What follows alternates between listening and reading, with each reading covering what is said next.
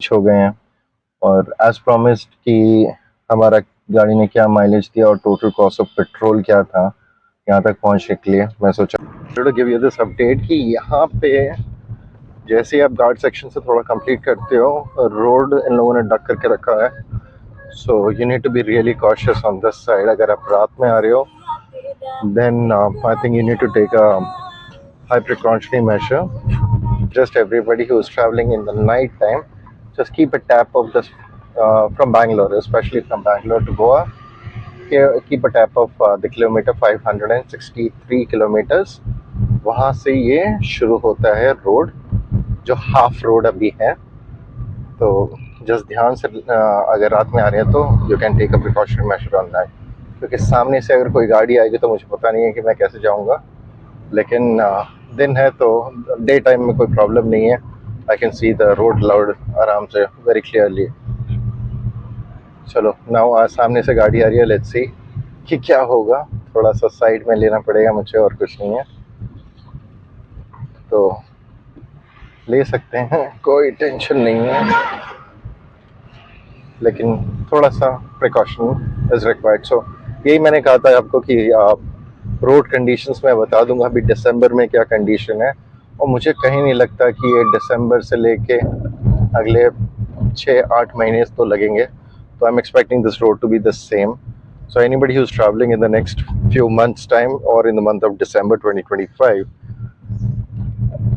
Kilometres का ध्यान रख लेना। एंड देन आप देख सकते हैं कि रोड क्या क्या कंडीशन किया है इन लोगों ने। मेरी स्पीड अभी सिर्फ 20 किलोमीटर के ऊपर नहीं जा रही है। तो ये स्ट्रेच था करीबन 1.5 किलोमीटर का। आगे देखा जाए, आगे मुझे वही दिख रहा है, कॉशंस लिखा हुआ है।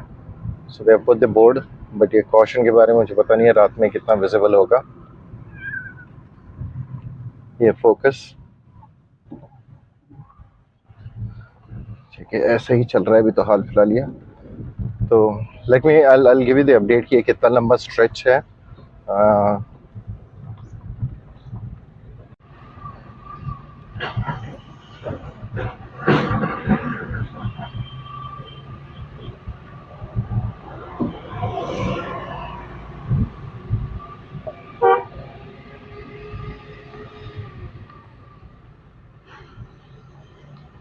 बच्ची रोड को भी कर दिया इन लोगों ने।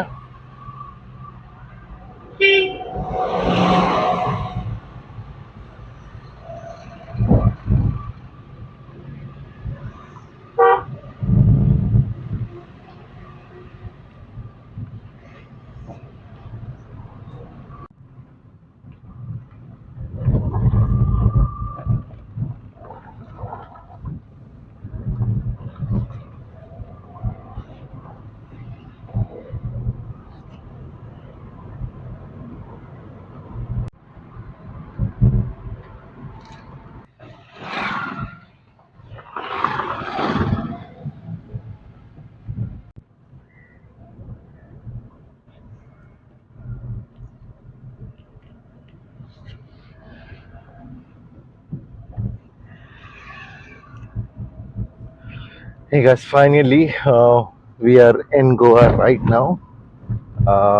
It shows about 588 kilometers from Bangalore to Goa. This is just the entrance. It would take about another 20-30 kilometers to reach our destination of Baga. And here you have the check post, and I'm sure like you know about the check post. अभी तो कुछ नहीं करते। While coming back, there are a lot of checkings. They check whether you're carrying the bottles or not. और अगर आप कोई bottle carry कर रहे हो with permit, without permit, then you're going to be in little trouble, क्योंकि मेरे ख्याल से the fine is pretty heavy.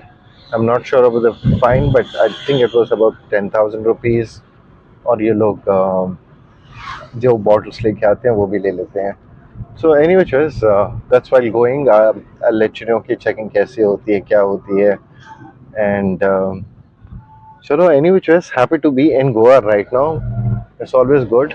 Climate wise, मैं ये कह सकता हूँ कि अभी क्लाइमेट काफ़ी हॉट लग रहा है और 32 डिग्रीज दिखा रहा है एक्चुअली मेरी कार के अंदर। काफ़ी है इन कंपेरेटिव टू बैंगलोर। और रास्ते में जितना क्लाइमेट था 11, 12, 13 तक पहुंचा था and then 15। Now we are exactly at the double of it, 32।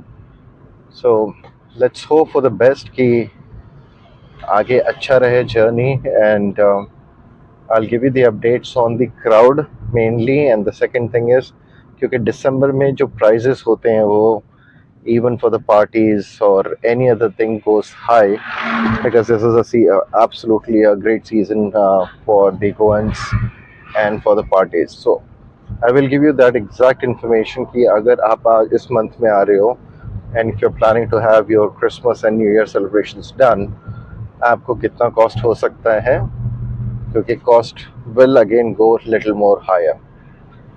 Great guys, just I'm a little tired of driving for the last around 11.5 hours. मैं जैसे ही पहुंचता हूँ I'm just going to freshen up and I'm going to finish uploading all the information, the toll rates and everything. I'll get you that update.